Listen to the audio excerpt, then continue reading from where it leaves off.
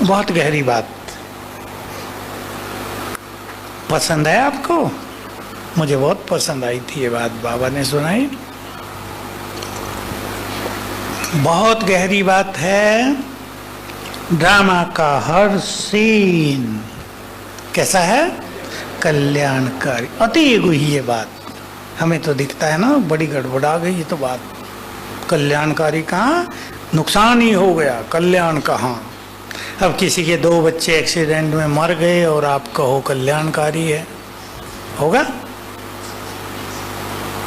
बोल तो सकते नहीं पर सोचना भारी लगेगा। लेकिन ड्रामा का गुह्य ज्ञान। एक छोटी सी क्लिप आई थी यूट्यूब पे, श्री कृष्ण ने अभिमन्यु को क्यों मरवा दिया। तो उसने थोड़ा मरवाया था, पर ऐसी सिचुएशन बनी कि कोई नहीं चक्रव्यूह में जा सका, क्योंकि वो देव आत्मा थी, उसको ज्यादा समय इस धरा पे नहीं रहना था, 15-16 साल ही रहना था, जाना था अपने लोक में। वो ज्यादा रह ही नहीं सकती थी आत्मा यहाँ। तो कुछ राज ऐसे होते हैं जिसको आम व्यक्ति नहीं समझता, और वो सोचता है कैसे थे कौरव, 7 महारथियों ने मिलकर अकेले को मार दिया, बड़े खराब थे, दुष्ट थे, अधर्मी थे, पर वो होना ही था। ड्रामा में जो कुछ हो रहा है वही सत्य है। और गहरी बात, वही सत्य है। एक्यूरेट चल रहा है ये खेल।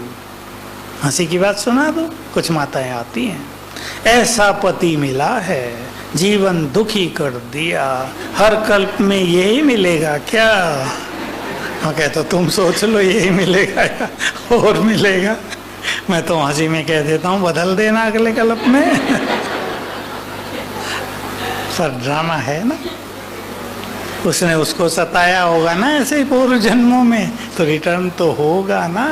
लेकिन मनुष्य ये तो नहीं सोचता ना कि मैंने भी कुछ गड़बड़ की है। वो सोचता है सारा दोष दूसरे का ही है, दोष अपना भी होता है। मनसा सेवा कई तरह से हमें करनी है। और बहुत इंपॉर्टेंट बात याद रखेंगे, 15 मिनट आपको मनसा सेवा का रोज निकालना है। ये अपना डिसिप्लिन बना दो, नियम। कभी भी फिक्स टाइम पे न भी कर सको कोई बात नहीं, सवेरे कर लो, 5 बजे, 6 बजे, 7 बजे, शाम को कोई भी टाइम, सोते समय।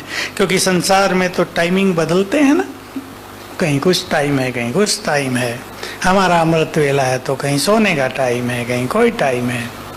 15 मिनट 2-4 तरीके मैं बता देता हूँ, सब करते रहना। 5-5 मिनट, 3-3 मिनट, तो बोर भी नहीं होंगे।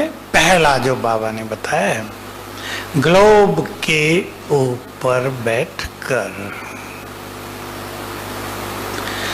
बुद्धि परम धाम में शिव बाबा पर स्थिर करके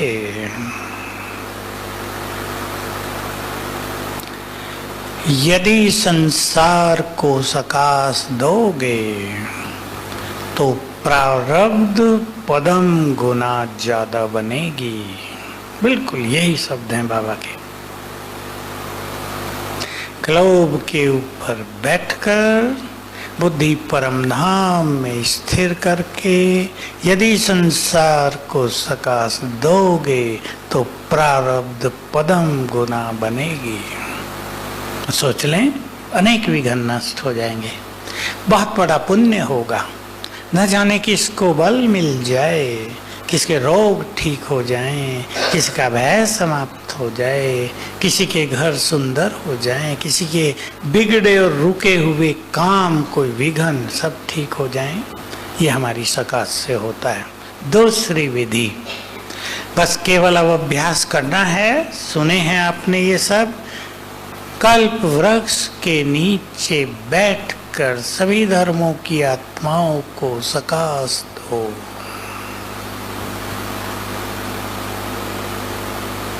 अब इसको सरल बनाने के लिए हम सब जानते हैं कल्प वृक्ष उल्टा कल्प वृक्ष है।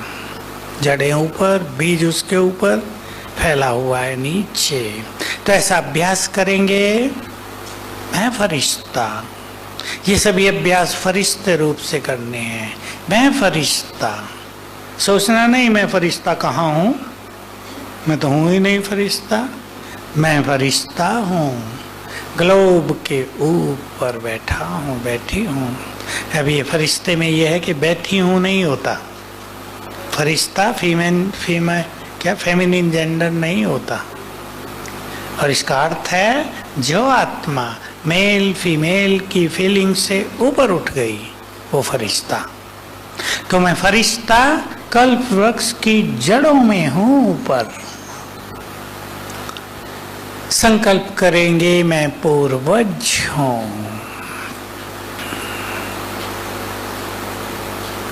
पूर्वज करते ही हम सबसे जुड़ गए, सबके पूर्वज हैं हम, सभी धर्मों के पूर्वज हैं। आजकल भारत में कुछ चर्चाएं चली थी कि मुस्लिम धर्म के जो आदि लोग थे वो भी तो हिंदू धर्म से ही थे, क्रिश्चियन धर्म वालों के भी हिंदू धर्म से थे, महात्मा बुद्ध तो हिंदू धर्म का था ही।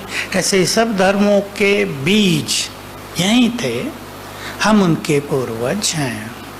बाबा की किरणें मुझ पर पड़ रही हैं, कुछ देर 1 मिनट कर लो, फिर 1 मिनट नीचे पूरे कल्प वृक्ष में फैल गई हैं।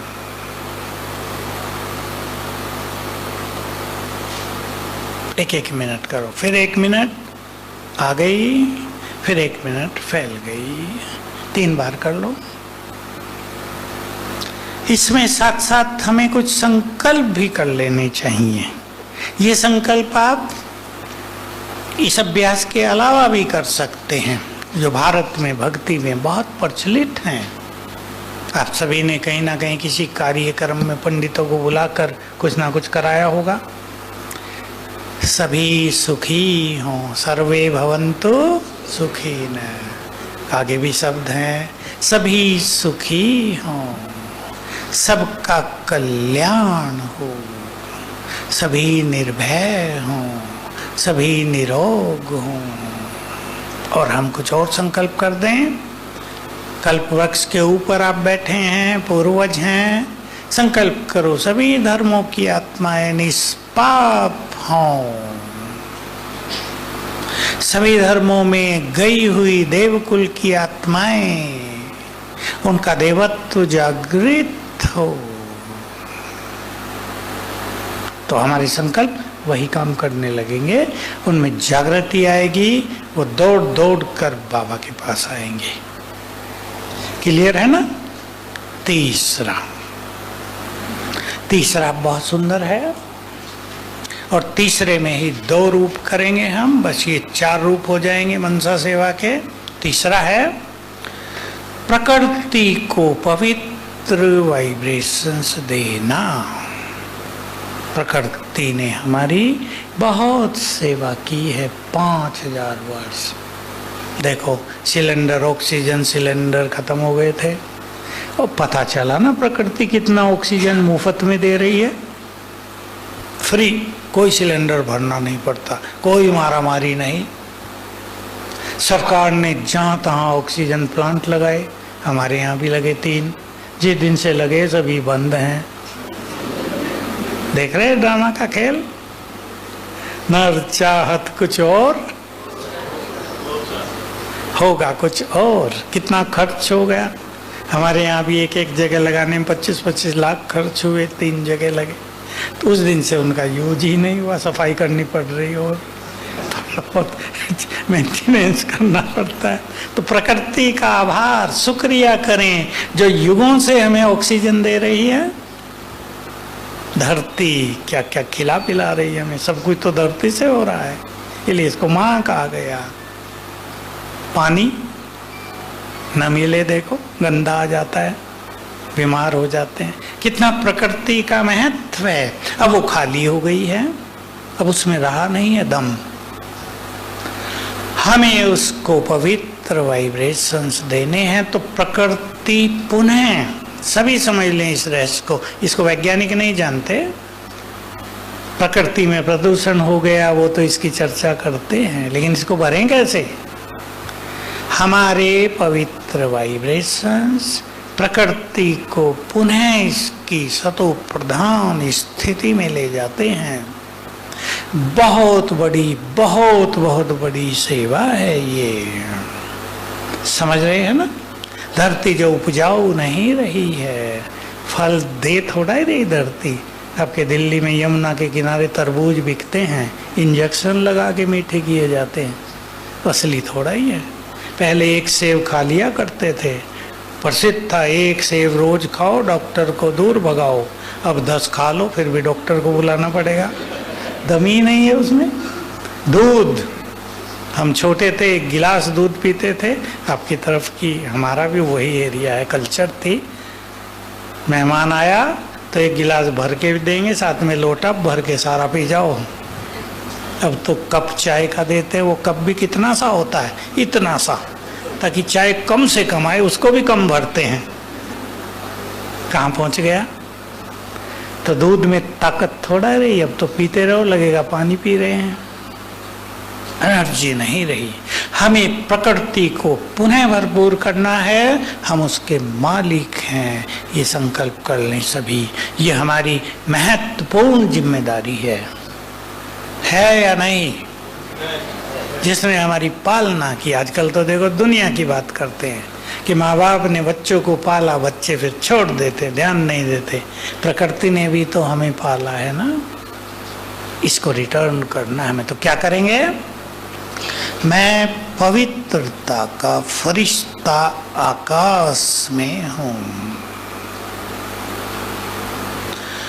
किसी को यह अभ्यास मुश्किल लगे तो यहीं हूं। पवित्रता का फरिश्ता हूं, प्रकृति का मालिक हूं। दोनों संकल्प, इस संकल्प से हमारे वाइब्रेशंस प्रकृति में जाएंगे। पहले अभ्यास करेंगे 1 मिनट बाबा से पवित्र किरणें गोल्डन आ रही है। 1 मिनट, मैं थोड़ा थोड़ा बता रहा हूँ, ये नहीं मुझे 1 घंटा करना है। 1 मिनट, फिर मेरे अंग अंग से गोल्डन किरणें चारों ओर फैल रही हैं। हवा, जल, आकाश, पृथ्वी सब इनको ग्रहण कर रहे हैं। फिर 1 मिनट लेना, 1 मिनट देना, 1 मिनट लेना, 1 मिनट देना। अगर आप थोड़ा अभ्यास ये कर लो, मैं आकाश में हूं, और मजा आएगा। न हो मैं यहीं हूं। इसका दूसरा रूप आगे, चौथा रूप मनसा सेवा का, ऊपर से सारे संसार को दृष्टि देंगे। बाबा का ये महावाक्य याद करेंगे, बाप से दृष्टि लो, संसार को दृष्टि दो।